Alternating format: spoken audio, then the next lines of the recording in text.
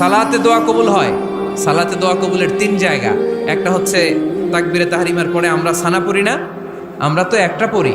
আল্লাহর হাবিব সুন্নাহ এবং নফল নামাজে আরো পড়তেন সানা, ওই দোয়া কবুল হয়। দুই নম্বর জায়গা সালাতে সেজদায় পড়ে দোয়া করলে কবুল হয়।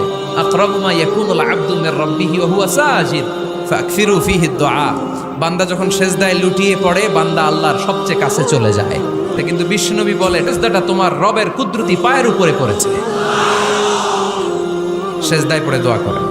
সালাম ফিরানোর আগে বিশ্বনবী দোয়া করতেন, লা ইউসাল্লিমান্না আহাদুকুম হাত্তা ইয়াতাআওয়াযা মিন আরবা'a।